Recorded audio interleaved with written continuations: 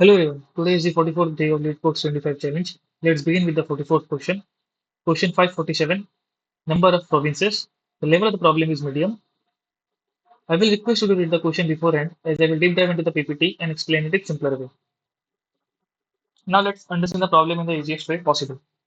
So you are given an n cross n matrix which is called is connected, where each cell is connected of is connected array basically IAJ indicates whether city I is directly connected to city J. So basically they are saying that this variable, and if we call a variable I comma j from the matrix, this represents that city I is directly connected to city J, right?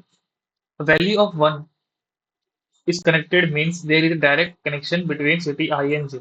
So there is another thing that this basically means I is connected to J, and here they saying a value of 1 in the given array means that they are directly connected. Okay, means if there is a value 1 in this case, suppose variable of 0, 1 equals to 1, that means 0 is directly connected to 1. If v of 0, comma 2, 0, 2 has 0, means they are not connected, right? If a city is directly connected to city B and city B is directly connected to city C, then city A is indirectly connected to city C. Right? This is a transitive property. A goes to B, B goes to C, then C automatically goes to A automatically goes to C. This is a transitive property. Simple thing. A province. What is a province? Is a group of cities where all directly or indirectly connected to each other. Right? This is, like this is could be a province. Okay, this is a province. Okay, they're connected directly or indirectly. Our task is to count how many such provinces exist in the connected matrix. The final output should be total number of provinces. That's all. The question is pretty straightforward. There is nothing much to make it complex. Let's look at the constraints now. So n is from 1 to 200, and n equals to is connected dot length. N is also equals to the value of that is connected I dot length. Okay, is connected value of I of j can be 1 or 0. Is connected is equals to 1, is connected could be equals to this basically 0 1, which is I and j, fine, and 1 0 are equal, fine. This sixth number line basically means that, fine, and is connected value is equals to 1 means they are connected. Okay, so I hope you understood this problem explanation and constraint. It's a pretty simple and straightforward. You just have to look for the provinces in the given matrix. Now let's understand the input output explanation. So this is the matrix given to us, fine. Now, since everyone knows that this is the question of a graph, okay, since we have to count for the provinces, but it's a bit complex to understand how we will create a graph out of it. Fine. If you already know, it's pretty good. If you don't, just look at it. Okay. Let me the city. Please keep in mind it is a matrix. Fine. In graph we have adjacency list. Okay. Or we have matrix. Adjacency matrix. We have two ways of creating a graph. Adjacency list is the most convenient way to do. Okay. Now, in this case, we are given a matrix. Now, let's understand the input output. So, here, how many cities are there? City 1, city 2, city 3. Fine. And if you take zero based indexing, it is city 0, city 1, city 2. Fine. Let me write it here. City 0, city 1, and city 2. Fine. City 0, city 1, city 2. Fine. Since it is a matrix, great. Now, if you could see, this is city 0, this is city 1, this is city 2. So, city 0, comma 0 is 1. City 0, comma 1 is 1. Correct? City 0, comma 2 is 0. Fine. Similarly, I will fill other things also. 1, 1, 0, 0, 0, 1. So what does this mean? This means the city 0 is connected to city 0 itself. Okay. And it is also connected to city 1. Okay. And this one, city 1 is connected to itself. Okay. And it is also connected to city 0. Fine. Here, city 2 is only connected to itself because if you remember, if is connected, I, J is 1, they are connected. Fine. So this is the graph for this particular thing, and this 2 comes out to be a standalone one. Fine. Therefore, the province for this particular graph comes out to be 2. This is one province and this is another province, or basically there are two components in this case. Fine. So output is 2. Now let's take the second example. Is connected this one, right? I will directly draw the matrix. Now, if you can guess what will the graph will be, city 0 is connected to city 0, self, let it be self 1. Okay. City 0 is not connected to city 1 because the value is 0. City 0 is also not connected to city 2. So since the value is 0 here. Similarly, city 1 is only connected to city 1 itself. So you could call it a self loop. City 2 is also connected to itself. Okay. We'll call it a self loop. Since there are no values here, there are zeros. That means they don't connect with each other. Therefore, the output for this comes out to be 3 because there are 3 independent components of the graph. Okay. Here, if since here, since we have only 3 nodes right now, fine, 0, 1, 2, and 3. 0, 1, and 2, sorry. Correct? What if we had 3 nodes for the graph? Sorry, 4 nodes for the graph, 0, 2, 3. Okay.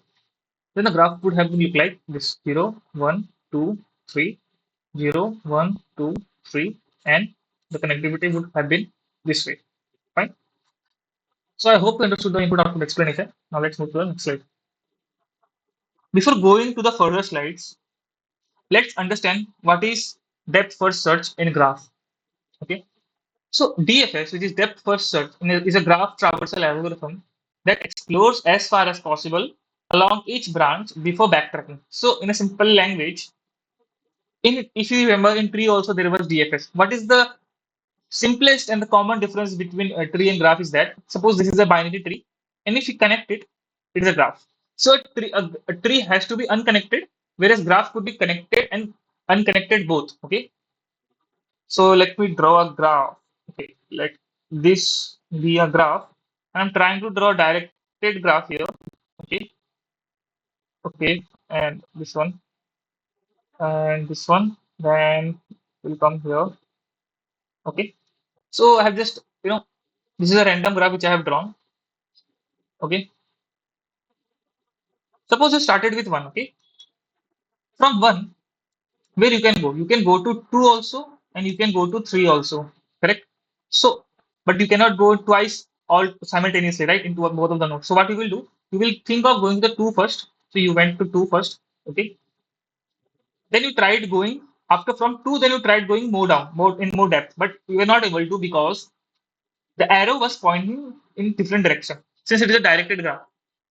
So what you did, from 1 to 2 you went, then you came back, then you went to 3. Okay, I will write it this way. You came to 3, then you could see that from 3 you can go to 5 also, right? So you came to 5. From 5 you cannot go to 4 because the direction is this way. But from 5 you could go to 6. So you came here. After that, you saw that you cannot go anywhere else because it is the end. So you came back. That is the backtracking part. Okay. And if you could see, explores as far as possible along each branch. Okay. Basically going to the depth. So we went to the depth. Then you came back, backtracking. After that, you could see that you cannot access 4 or 5. Right. So what you do, usually if you remember, we draw a for loop to go to each and every node. 1 was visited, then 2 was also visited, 3 was also visited, 5 was also visited, 6 was also visited. It was the 4 which was not visited. So when we go through a for loop, which basically goes from 0 to n nodes, and we mark everyone visited, right? So when you come to 4, you say it is not visited, so you keep it as 4 here. Okay. But you cannot go to 5 because it is already visited, and 2 because it is already visited. So this is what a depth first search looks like. Okay. And how it works in a theoretical manner, if you could see, we start with the source node. It could be anything. It could be 2 also, it could be 3 also, right? But I started with 1. We mark it as visited, visit one unvisited neighbor recursively or using a stack. So this is not necessary. Recursively, when we use, it already uses a stack space. Okay, that's the thing. And we mark it as visited so that we don't visit one node again and again. We backtrack when no unvisited neighbors remain. If you can see, There are two cases when you backtrack. One is that you reach the end, or one, for example, if it was a circular, suppose it was a circular graph. Okay, suppose I am marking with this yellow mark. Okay, the latest mark. Suppose instead of going after 5, we are going to 4, and we are going to 2, and not this one. Let's take it as this. Okay, so the path now is this way. Okay, it's a circular one. So when you start with 1, when you go to 3, when you go to 5, then you go to 4, then you go to 2, then when you come to 1, you see that 1 is already visited, right? So you go back. So this is another case when you backtrack. Okay, the two cases I told you. And DFS can be implemented using recursion. Okay, and this is not necessary explicitly stack. It was it's an uncommon practice, but I just have written here that if you want to use, you can do it. And why is it efficient? The time complexity comes out to be V plus E. V means vertices, E means edges. What are the edges? These are the edges. What are vertices? These are the vertices which are also called as nodes. And each node and edge is visited once. Okay. Therefore, the time complexity for comes out to be V plus E. V means for each vertex, you might go to n number of edges, right? And space complexity is OV of O vertices because we store number of vertices in the array. Okay, we don't store the edges also. That is not possible. And for recursion stack or visited array. Okay, and it is efficient for graph traversals where full exploration is needed. As you can see, we needed a full exploration in this case, and solving problems that require backtracking or component discoveries. The component discoveries, I will get a question ahead, then we'll look at it. Now, where we can use this DFS? Okay, I've written some of the question examples and topics where you can use. Suppose if you get a question which is related to connected component detections, okay, like in undirected graph, DFS can be find and label all disconnected components. Disconnect components are basically, suppose this is a graph, this is another graph, this is another graph. So there are three disconnected components, but they are a single graph, but all are disconnected. Okay. So output for this particular will be 3. So in this case, we will use DFS, not DFS. It is not much helpful in that case. Or in the cycle detection, also you could use that. Suppose if the graph has a cycle or not. Okay, this is a cycle, correct? And you could find the questions in for directed graph, for undirected graph, right? And topological sort is the DAG. So when you have to check for a DAG, DAG means what? Directed acyclic graph. This stands for DAG. Fine. Directed means you have an arrow only in one direction, not both directions. Acyclic, it does not contain the cyclic. Suppose this. This does not contain a cycle, right? So this is what a DAG is. So if you have to look for a DAG, whether a graph is a DAG or any question related to the DAG, then in that case you have to study about topological sort and use that concept there. Okay. Path finding without weights, when you have to find a path in a given graph, okay, like solving maze-like problems, okay, without weights, and there could be also a path finding with weights, fine, solving puzzles like Sudoku and coins and all that stuff. Breach and articulation point detection in networks. DFS helps identify critical connections, so removal disconnects the graph. So basically, if you have to look for articulation points and you have to remove that, or the bridge you have to remove that, in that case, we use this concept, or we use the DFS in that case. We will follow up with this all these questions as per our sheet. And strongly connected components. Like for example, if you could look at Kosarazu's and Target's algorithms, both uses DFS to find SCCS is in directed graph. Strongly connected components are the components which cannot be break into multiple pieces, right? Okay.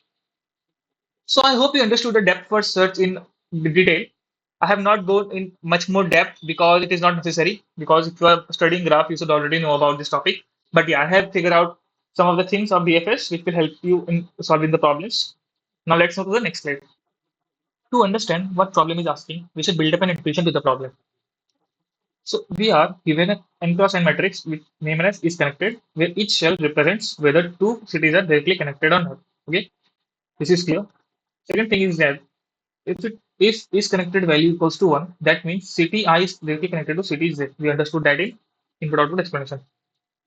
So now our task is to count how many provinces are there, which are groups directly and indirectly connected cities. So this we could call it as components of a graph. Okay. So basically, we have to look for how many components are there.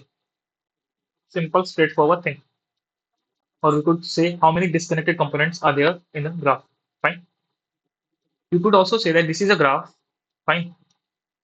You might say that no, this is one graph, this is second graph, this is third graph. No, it is not. Since when a vector or when a list or a matrix is given, that is a complete graph, and that graph might be connected or disconnected. Fine. We consider city as a node in a graph, simple, and direct connection as the edges. Now here the edges will be directed. Fine. We simulate depth first search to explore cities that are part of the same province. Now here we will use the concept of DFS. Pretty simple because we have to look for how many provinces are there, and using breadth first search might be a solution to the problem, but using DFS makes much more sense and much more intuitive as you will be going into the depth and looking for it. When the complete traversal of the particular component is done, then only you will dive to another one. Fine. Now let's visualize the process. Think of each city as node in a network where connections between them represents road. Let me do one thing. Let me draw a graph here. Okay, so this is the graph which I have drawn, and we don't have to worry about the matrix which will be given to us. Fine, because now we are just understanding the intuition. So what comes to your mind? Okay, we will be using DFS, depth first search, right? And suppose we will start with this particular node. This is the source node. Okay. Now come to the points. Now you can skip this point. If it is connected to one, it means there directly connection is there between city I and j. We have understood this particular point. So what we could do, since we are using DFS, we need a visited array to check for it. Correct. Then we need a count variable to count how many provinces would be there. How otherwise we will count. We will be able to count that, right? That's the thing. And everyone knows why we are using DFS, because in a DFS, why we use visited nodes, sorry, why we use a visited list, we could say, because if you visited this particular node once, why you want to visit this particular node again, right? Which is the concept of DFS. Now, as we go through each city, whenever we find one that hasn't been visited, we start a new DFS traversal from it. Okay, this point is much more, understandable one. Let me tell you how. I'm doing a rough dry of the DFS. Okay, you started with this particular node. You created a visited vector here. You said one is visited. Okay, okay. You move ahead. You came here. Now, before doing that, just hold on a second. There is a for loop from 0 to n minus 1, and within that, you call the main DFS function where you pass this particular I. Okay, and there is a DFS function definition somewhere which do the which recursively calls this particular function again and again. This is the DFS function, and within that you call this DFS function recursively. Fine, that is understandable to everyone. Okay. So now we started with the 0. And since here we are starting with the first node, so I will just write 1 to n minus 1. Okay, that's not an issue. So you came here, you check it is not visited, right? So you make mark it as visited and you went to the DFS procedure. Then you came here, you saw, okay, 2 is the 2 and 3 are the adjacency, or you could say the adjacency nodes of that or the child nodes for particular vector. So you choose to go to 2 first. You mark this as visited. Great. Then came to 4, you mark this as visited. Fine. Then you went to 3, you mark this as visited. Fine. You tried going to 1, but you already marked it as visited, so you won't be going there. So you will come back, you backtrack, and this one traversal for this particular thing is done, right? So this DFS calls comebacks and it increases the count by 1. Okay, great. Now what happens? The for loop is not done till now, right? Why? Because let me tell you. Wait. Now in the for loop, it started with 0, right? Okay. And before calling this DFS function, we always check whether that node is visited or not, right? This is the thumb rule of a DFS function which we use, right? So you will say that, okay, 1 is visited. Okay, then you saw that 2 is also visited in the for loop. Then again, for loop went to 3. You said 3 is also visited. Then you for loop went to 4 variable, fourth part or the fourth node that also visited, right? Then you came to fifth. Now the I value in the for loop is 5, right? Now you checked, okay, 5 is not visited, so you call the DFS again. Now the 5 is here, right? So you marked it as visited. Then you came here, this you marked it as visited.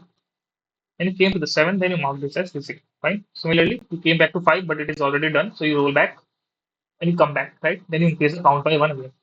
So count becomes 2 now. Now also, since for loop iteration is not completed because our n goes up to 9 and we are standing at at most we have used, according to the for loop, we are standing at 4, right? So for increment the I to 5, it is visited, so you skip it. Then you check for the 6, it is also visited, so you skip it. You check for the 7, it is visited, so you skip it, right? Then you came for the 8th value in the for loop, you say it is not visited. So you again call the same thing happens. 8 is visited, 9th is visited, then you go back, then you increment the count to 3, right? So this way, the iteration for the for loop is done from 1 to 9, correct? And we got count variable as 3. So we return 3 as the output because this makes completely sense that after doing 3 calls of DFS, basically this tells us that how many calls of DFS we are doing. So in other words, we are ultimately counting how many connected components exist in the overall city network, right? That's the thing. So this is the visualization process and it was pretty simple, I guess. Now how we can simulate this, right? To explore cities connected to each other, we can create a helper function, let call it as DFS. DFS is a general function which we will be calling, where we will be writing visited as of this particular node as true or 1. Then for we could call child in, if we write it again.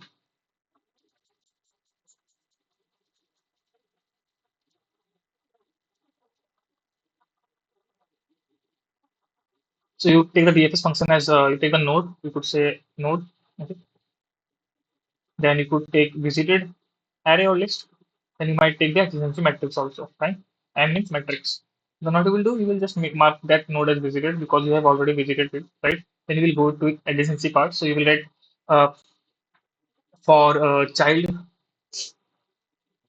in the matrix, something like that. We will write and we will place the node here. This is the way of iterating adjacency matrix in the adjacency list. Sorry, but in matrix, how we will do that?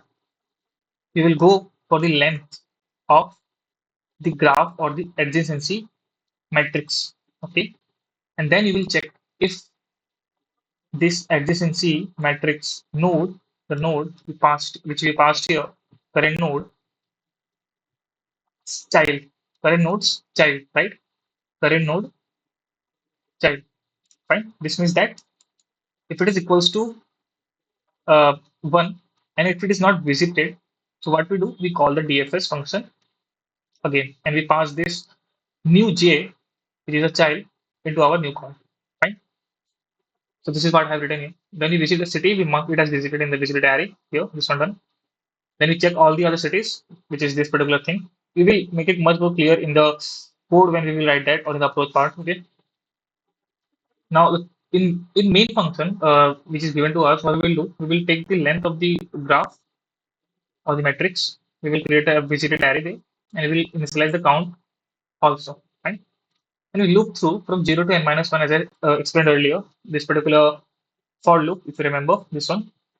And after the loop finishes, count gives us the total number of provinces. Right? So this is the way we will simulate. It's pretty simple. Okay. Now what we figure out? Each DFS traversal explores one complete province, right? One DFS traversal in the for loop, okay? In for loop, which we call basically takes out one province or one component of a graph, right? So the number of times DFS are called, it is the number of components or provinces present in the given graph. We count the DFS calls that we made from unvisited cities. Okay, this is basically marketed visited, and whenever the DFS calls are done, if counts are greater than one, there are that many disconnected groups of cities. That is clear to us, and that is the things which we made sense to us while we were making the intuition. The use of DFS ensures every city is visited only once and all connections are explored correctly. So this is the advantage of DFS. Okay, that's the thing. So I hope you understood the intuition and I made it pretty clear to you. Now let's move to the next slide. Now since you got the intuition of the problem, let's look into the approach how we're going to solve it. First thing is that we check the input matrix if it is if it is empty or not, right? If it is empty, we return 0 immediately because no city, no provinces, right? Makes sense. We set up variables n. We set up a variable n, and it will take the length of the graph. Okay, this is the total number of cities basically. We will create a visited array or list of n size. Okay, we will also initialize the count variable, store the count of provinces in the main function which is given to us. After that, we iterate through the cities and start DFS where needed. So this basically means that the loop goes from 0 to n minus 1 because we search for every node or we iterate through every node. Okay, this is the for loop. Okay, if we write for here. After that, we will check if it is visited or not. If it is not visited, exclamation mark. If it is not visited, then we increment the count because this is the one of the province we are going for. We call the DFS function where we pass this I value from here. This is the current node, the visited array or the list, and the graph G. Right? That's the thing. And why we do it? We go from 0 to n minus 1 to ensure every city is checked, and we increment count only when we discover a brand new province. Okay? Because when we call the DFS once and all the iteration are done, fine. Suppose it was only one province. When you come back, all the values from 0 to n minus 1 will be visited, right? So we will never enter this particular if and we will directly return the answer.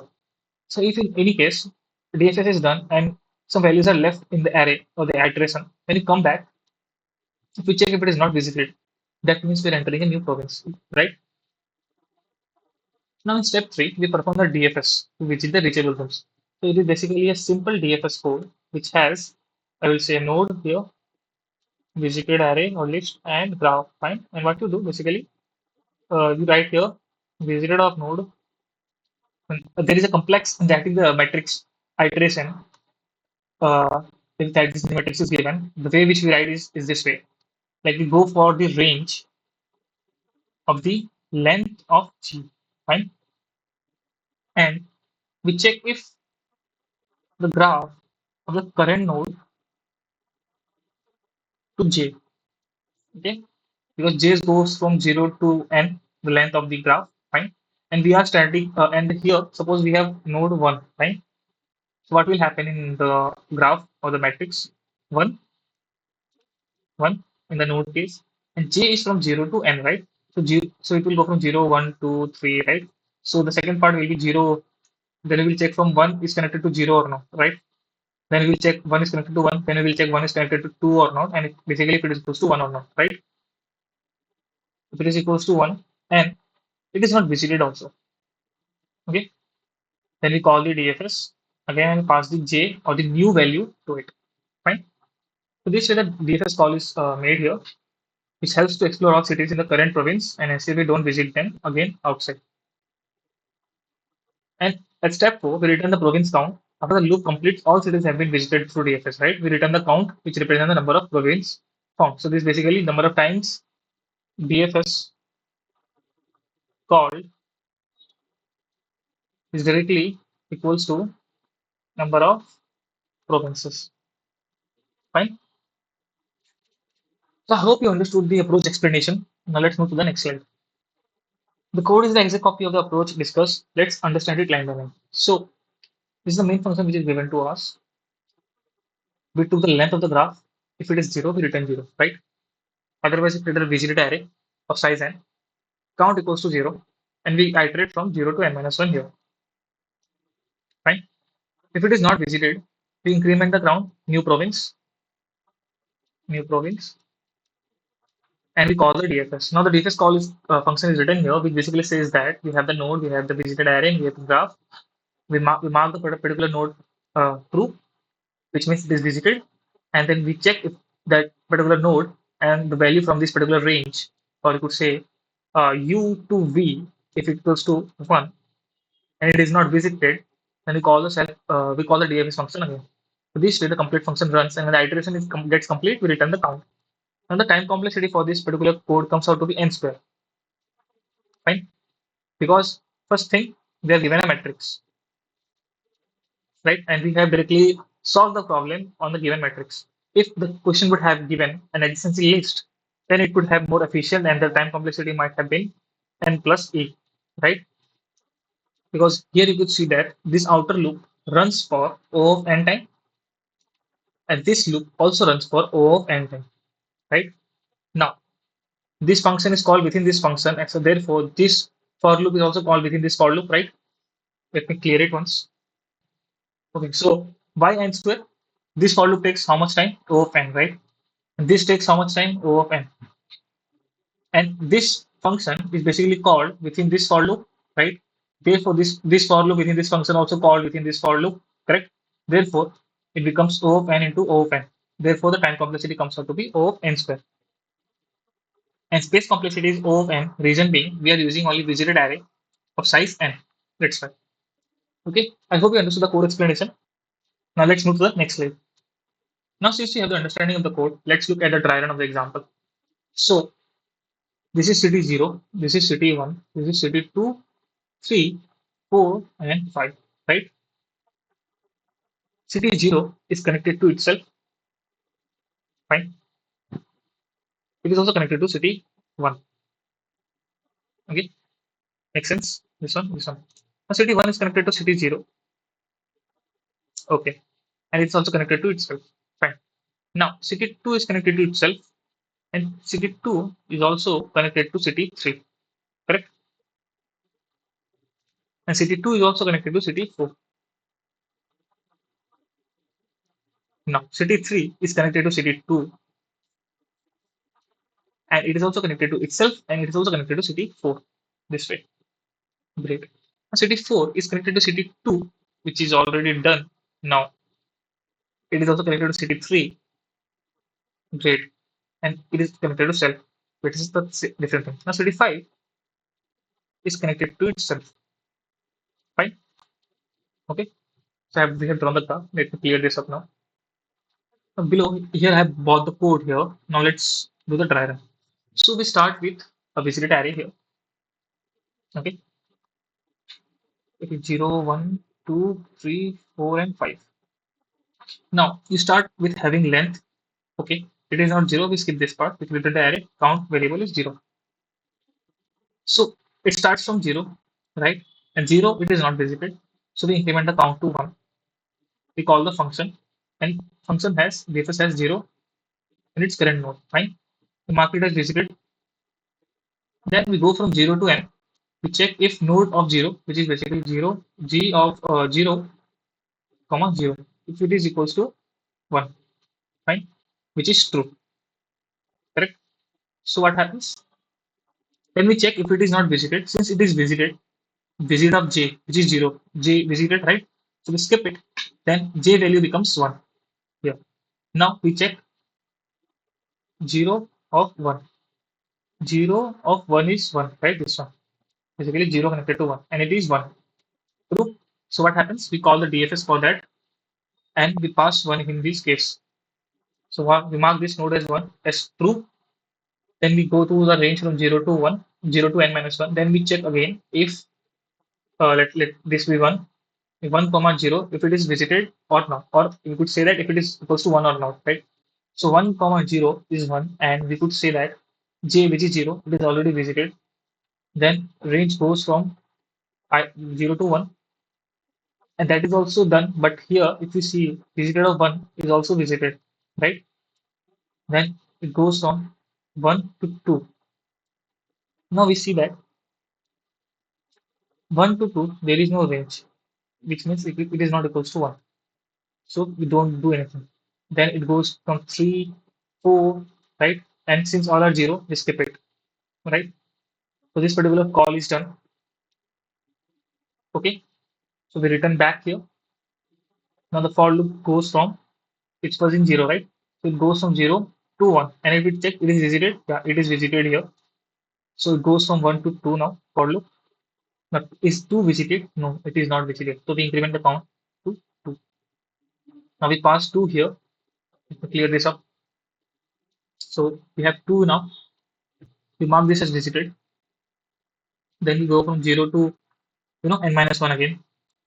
Since from, if you can see 0, 1, and 2, they are already visited, right? So it is skipped. But 3, when we come to 3 and we check that graph of 2, 3, it is equals to 1 or not. So we can see that it is equals to 1, right? And 3 is also not visited, correct? So we call the DFS from 3 now. And then we come back here, then we mark 3 as visited. Sorry, let me make it as 1. It should be 1. Mark it as visited. Then we take the length again. Now again, From 0 to 3, it will be visited already, right? Then we check for 4. Now 3, 0, 1, 2, 3. Okay. There is you could see 0, 1, 2, 3, 4. Okay. So 3 to 4 connection, we have value, right? 3 is connected to 4 here, you can see. Since it is connected to 4, we come, we call the DFS again, we pass 4 here, we mark this as visited when you come inside. Again, from 0 to 4, everything is visited, right? Then we come to 5. Now, as soon as we get 5, we check visited of J of 5, it is true, but 4 of 5, there is no connection. It is 0 to 6, right? So we skip it. This particular thing is done, right? We call back everything. This is done. Now we come back to for loop again. Now 2 is visited, 3 is visited, 4 is visited, 5 is not visited, right? So you then you come here.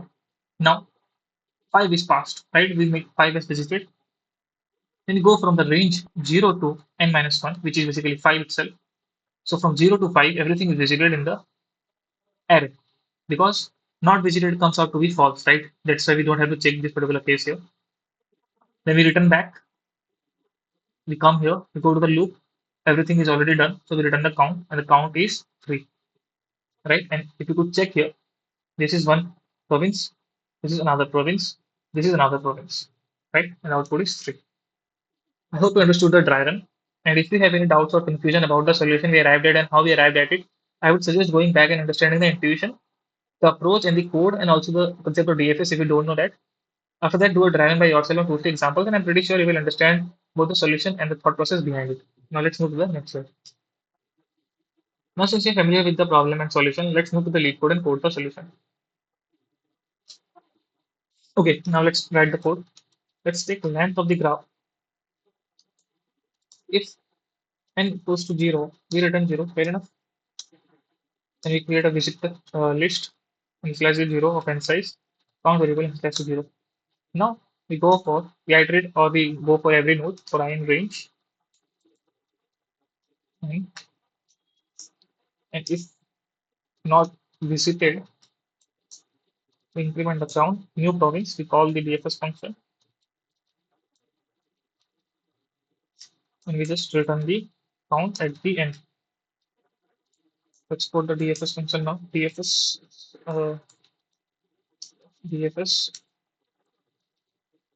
parameters are node visited array in the graph. We mark the current node as true.